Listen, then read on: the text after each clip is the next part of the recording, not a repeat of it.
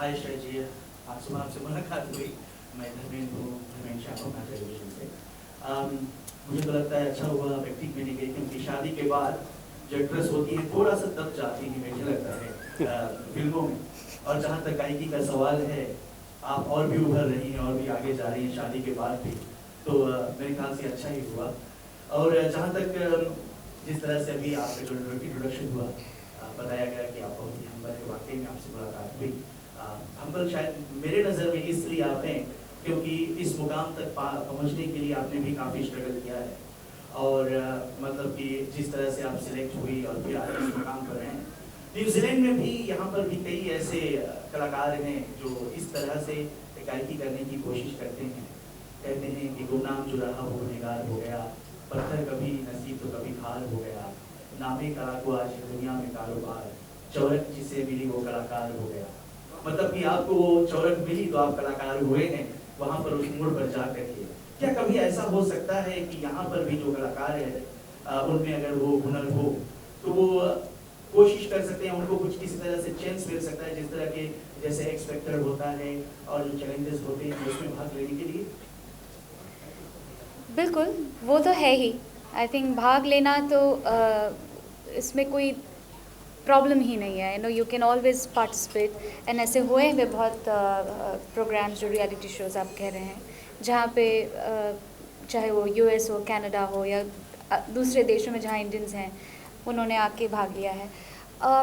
I think अभी इतना आसान हो गया है to express. If you have talent, nowadays you have YouTube, you have digital space where you can put up your work, and it is purely, if you're amazing, you've got something unique in your singing and something, instantly वो hit हो जाता है. So उसमें आपको सोचना भी नहीं, audience ही आपको आगे लेके जाती है. So वो तो है. आपको आगे आने के लिए कोई प्रॉब्लम नहीं है, बट येस, म्यूज़िक सीखना बहुत इम्पॉर्टेंट है, which I feel that we always think of the end product, but to get there, there's a lot of hard work, and what sincerity and hard work all together and focus is needed. So don't think about where you want to go and what you want to become. If you're a musician, try to be a good musician first, and then you will get there no matter what.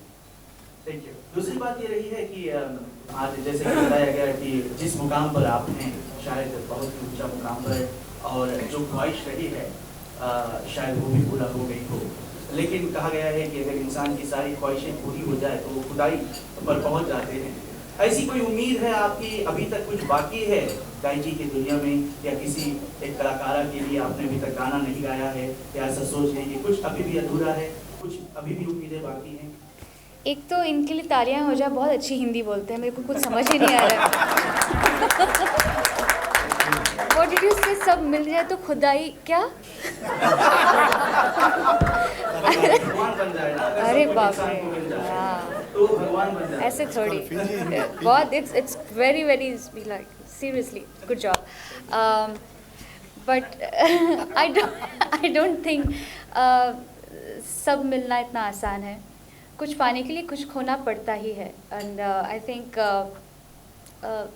it's just I think firstly it doesn't matter आप क्या कर रहे हैं, कौन से profession में.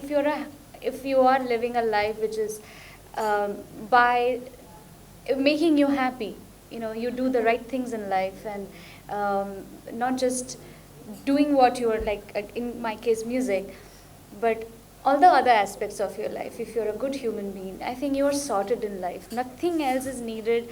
If you are if you are honest, if you're humble, if you are grateful to what you have got, I think nothing else matters उसके बाद. So खुदाई ना ही आए तो अच्छा है, I think.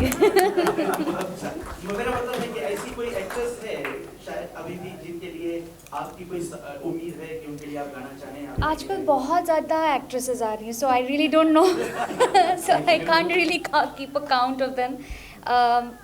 But yeah, all the ones that I know of, or established ones, I've actually sung for. But there are a lot of wonderful new actresses coming, and they are making debuts. So probably I'm going to be singing for each of them, एक करके, hopefully. मंजिले रुसवा